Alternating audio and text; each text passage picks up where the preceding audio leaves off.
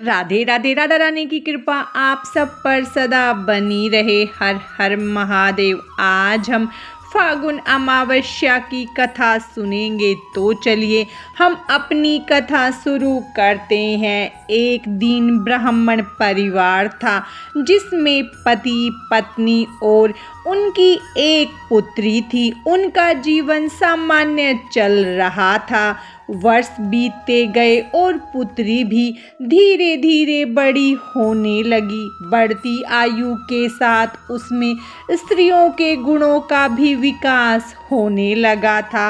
वह अत्यंत ही सुंदर, सुशील और सर्वगुण संपन्न थी, लेकिन गरीब होने के कारण उसका विवाह नहीं हो पा रहा था। एक दिन उस ब्राह्मण के घर एक साधु महाराज पधारे।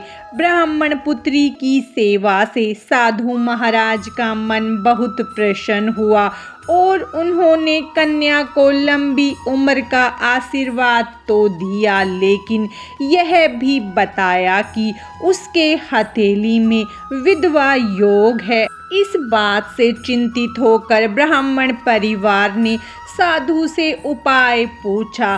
तब साधु ने कुछ देर विचार करने के पश्चात अपने ध्यान के आधार पर बताया कि कुछ ही दूरी पर एक गांव में सोना नाम की धोबिन महिला रहती है। वह अपने बेटे और बहू के साथ रहती है, जो बहुत ही संस्कारों से संपन्न तथा पति परायण और निष्ठावान है।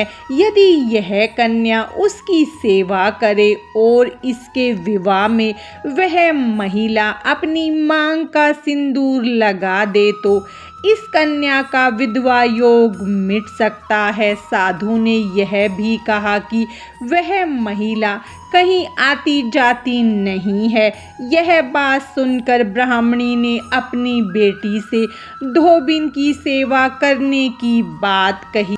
अगले दिन कन्या प्रातःकाल उठकर सोना धोबिन के घर चली गई और फिर प्रतिदिन वह धोबिन के घर की साफ सफाई और अन्य कार्य करके अपने घर वापस आ जाती थी।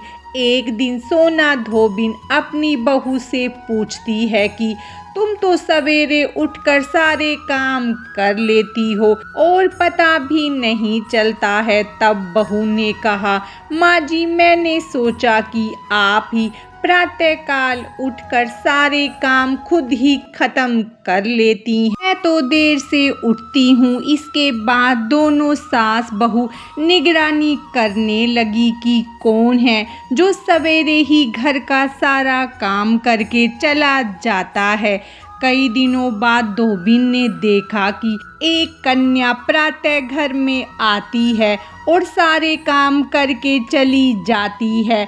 जब वह जाने लगी तो सोना धोबिन उसके पैरों में गिर पड़ी और पूछने लगी कि वह कौन है जो इस प्रकार छुपकर उसके घर के काम करती है। तब कन्या ने साधु द्वारा कही गई सारी बात बतलाई। सोना धोबिन पति परायण थी, उसमें तेज था, इसीलिए वह इस बात के लिए मान गई। सोना धोबिन के पति थोड़े अस्वस्थ थे, इसीलिए उसने अपनी बहू से अपने लौट आने तक घर पर ही रहने को कहा।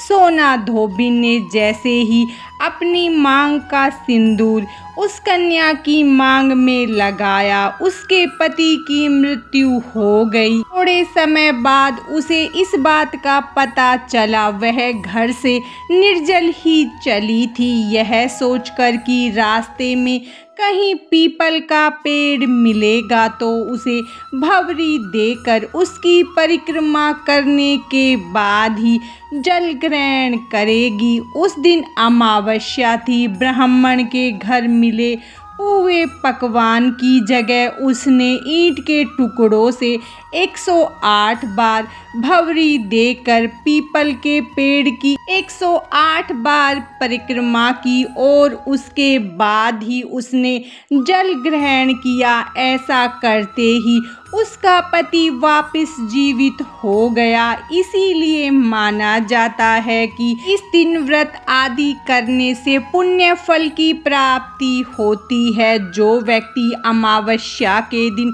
108 वस्तुओं की भंवरी देकर सोना, धोबिन और गौरी गणेश का पूजन करता है, उसे अखंड सौभाग्य की प्राप्ति होती है। फाल्गुन अमावस्या की व्रत कथा समाप्तम। भगवान शंकर और माता गौरी की कृपा आप सब पर सदा बनी रहे। राधे राधे।